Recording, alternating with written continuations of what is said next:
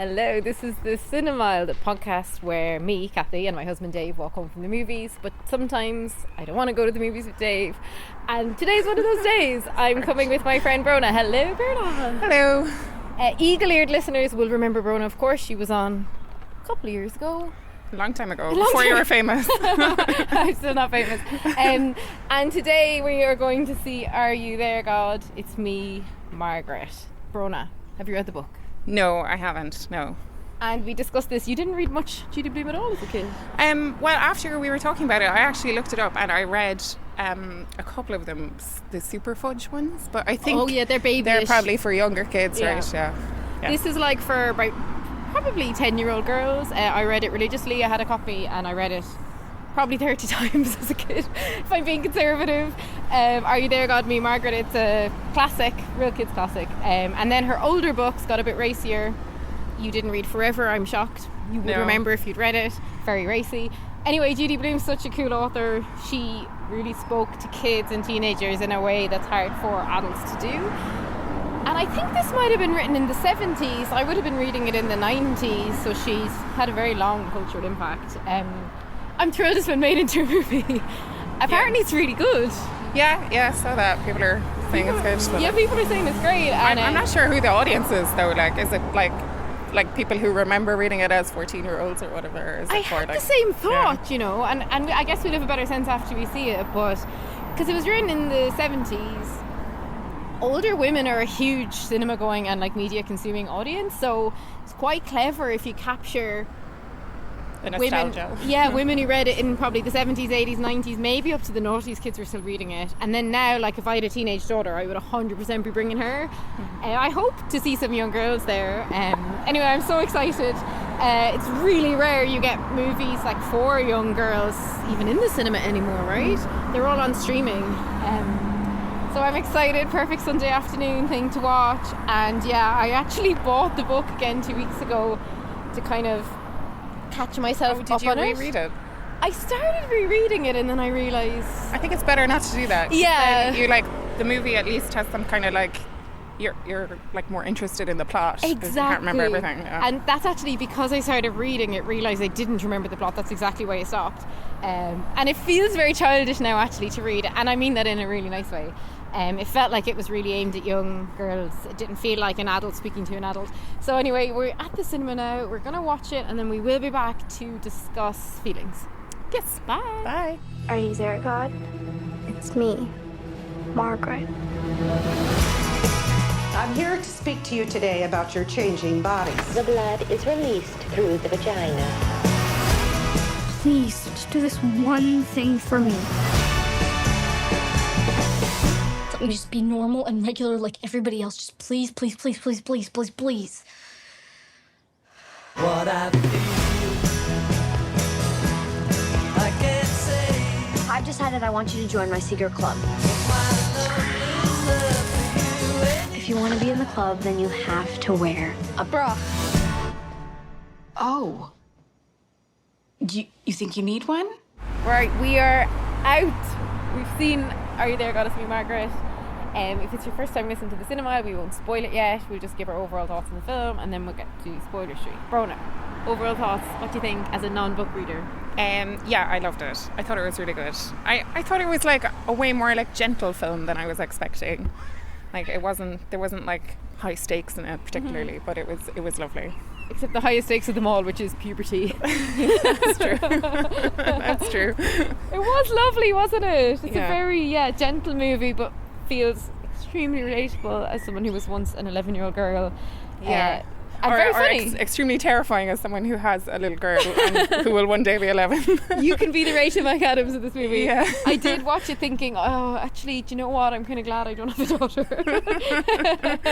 And did you feel... I felt funny watching it, actually, because you haven't read the book, you won't have had this, but when I was younger, obviously, my central character was Margaret, but now that I'm watching it, my central character is Rachel McAdams, the mother. Yeah, definitely. I thought, and actually, it kind of... in a way worked it in my head for me because I'm still not sure if like an 11-year-old girl would get that much from that movie. I don't know either. We need someone to tell us if they've brought an 11-year-old Because obviously when you're reading the book, like you can empathize much more with like thought processes and emotions and stuff. Then if you're just seeing it on screen, it's just more like you're observing this child as opposed to like living her life. So I know. Yeah. They're lucky though, because they have the central conceit, for anyone who doesn't know, is that Margaret's praying. So you end up having like a verbalized inner monologue, which works very well in film sometimes and works well in this. Yeah. So you know what she's thinking. But yeah, I think I found it very emotional. Kathy Bates is the grandmother. She's so good. She's amazing, yeah. Yeah, so she looks amazing. She looks amazing. So good. Such a treat to be in like the company of the actors in this film, I think. Yeah. And the young Margaret is so good. She's amazing. Yeah, brilliant. Yeah, And I think the characters were way younger than I thought they would be. I thought they would be like kind of like 14, 15, but they're like preteens, so they're like 11, 12. They're like graduating totally middle different. school. Yeah. And I remember that age, actually. I remember coming back after the summer, I think into 6th class, which is what they're doing, 6th, whatever it's called. And everyone had bras all of a sudden, and it was like a big deal. Yeah. I don't really remember that though. I don't know. I don't think It was a big deal in my class. Maybe, yeah. I was in an all-boys school though, which you weren't, so we had a moment where they An like all-girls sent... school? all-girls school, yeah. Okay. I was in a mixed class. Sorry. I was in a mixed school, you were in an all-girls school. I was in an all-girls school. And we definitely had a moment where they like sent all the boys out of the classroom to play sports while they gave us the job. Okay. And then all the boys came back in being like, what did they talk to you about? And we were like, nothing. But it had been periods. Oh, no. So I totally related to loads of that stuff actually. It's so Whereas you were in a funny. Catholic school, so they probably just didn't tell No, you we anything. literally had nothing. Yeah, nothing. I mean, mine was Catholic, but not as Catholic as yours. Yeah, no, we had nuns, like, so, yeah. They weren't going to talk to you about your periods. Just enough to make us feel ashamed of our bodies. Nothing extra. Yeah, exactly. So before we get to Spoiler Street, we recommend this movie, right? Both of us. Yeah, definitely. No, I mean, I wouldn't recommend it to like my brother or my husband or anything, but I'd recommend it to like anyone who's kind of like in the mood to re-experience their like really awkward preteen years. I got so excited when a cameo came up and Judy Blume was walking past, and I know you didn't recognise her, Spotted. but because I've read her adult books as well, so I've seen her more recent photos of her in book jackets. Oh, I didn't know she wrote that. Yeah, she did. I got such a thrill just even seeing her. Like she was a rock star to young girls like of that era who read her book, because she was really the only author that I read who ever actually talked about like sex, periods, puberty, like that sort of thing in like a very real way. Yeah. So she's like iconic. Like when you think about girls our age, and particularly in the 70s, never mind in the 90s when we were that age, you had no access to any information. So she kind of actually gave you some information. Yeah. And I think looking at this movie now, and it's set in the 70s, it did make me a bit sad thinking. It makes me really sad to think of kids now On the who are- internet and stuff. Yeah. Oh my god, yeah. learning definitely. stuff they shouldn't be learning on the internet. Now I know education's better in schools, but it's not adequate really. And they are bringing better stuff into schools in Ireland, I know now, around like understanding your body, understanding consent, and understanding things better than just being shown like a diagram in a book like it was in this. But anyway, it was, I think it being set in the 70s made it feel a bit less stressful. Like if it was set now and they were looking at phones and stuff, I'd have felt very anxious for them.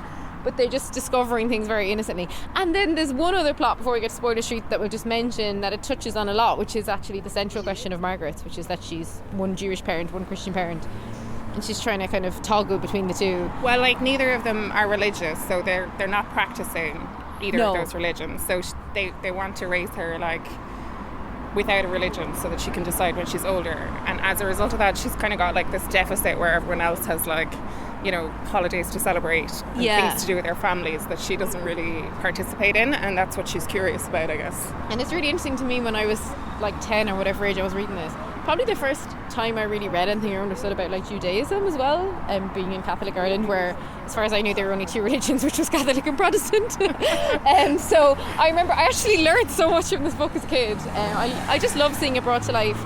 I'm really happy they made it. And then we realised afterwards the woman who wrote, direct and like worked as a producer on this as well is the same director who directed Edge of 17, which we're both huge fans of. So love her work. Yeah. Into the teenage girl's psyche very well.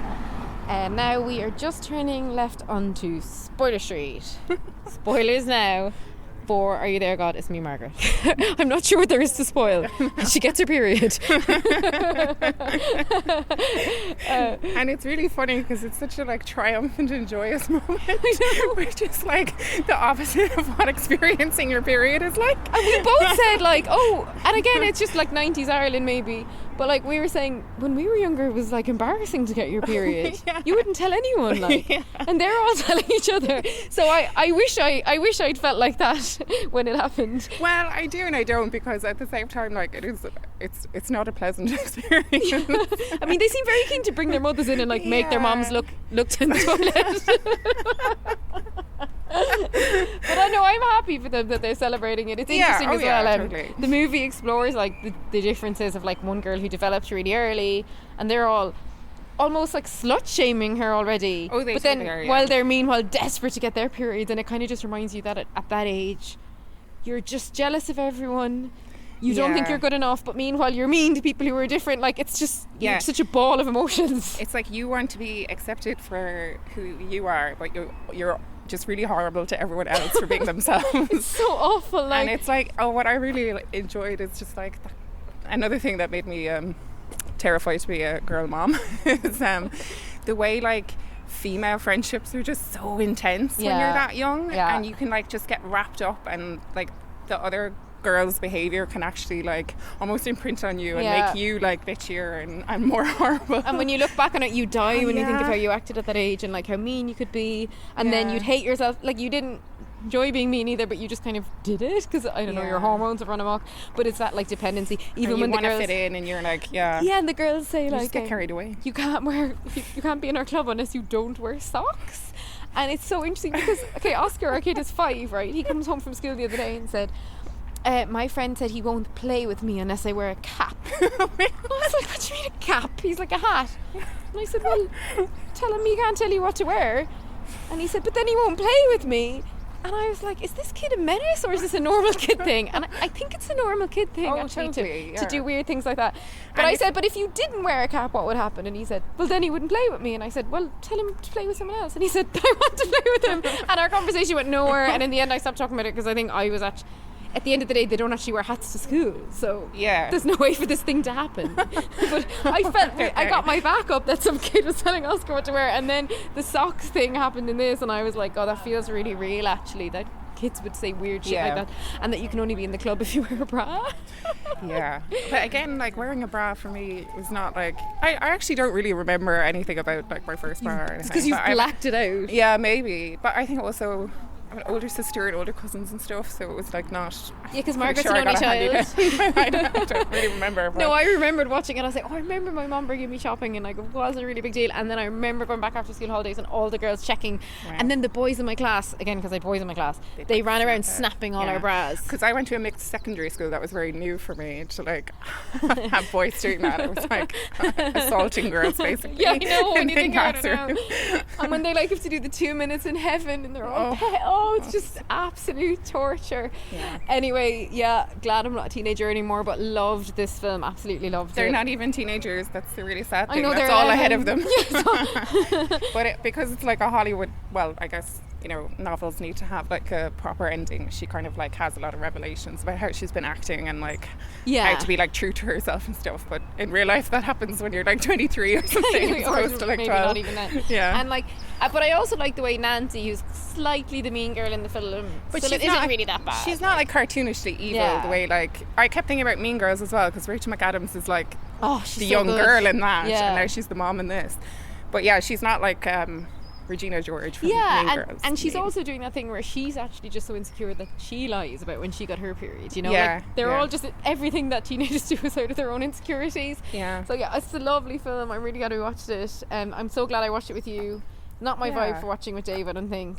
I think but I actually, knowing Dave, I know he would have loved it, and I know he would have cried loads of times, that's for sure. Oh, wow, okay. I mean, I cried loads of times. What else did I want to say about? Oh yeah, so we were like, God, that girl's brilliant who plays Margaret, so we googled her after, and So she actually plays the young Cassie in the first Ant-Man movie. Forever that I think this performance will be associated with her, because she's like unbelievably sweet and good and Really lovely, good, yeah. and carries the whole film really. Yeah, because if you have like, if it's like, you know, if you have someone like too precocious or whatever in Yeah. those roles, it's really off-putting. Yeah. But I don't know, is the movie doing that well, or? I don't know actually. Yeah. There was but like 5 people in the cinema, but it is. But that always happens in Cork. Like, every time me and Dave go to the cinema, we're often the only people in the cinema. Yeah. It's weird. Unless you go Sunday morning with your kids, then forget about it. You're lucky to get a seat. Right, we're gonna go. Brónagh, thank you so much for coming on. Thank you for having me. My pleasure. Thank you everyone for listening. Let us know what you thought about Are You There God? It's me, Margaret, over on Twitter, Instagram, Letterboxd at Cinemile, or come over to Patreon, where we watch retro movies every month, and we do loads of TV episodes. At the moment we're reviewing Silo, and we're reviewing Succession and a ton of other things. And bye. Bye. We must increase our bus!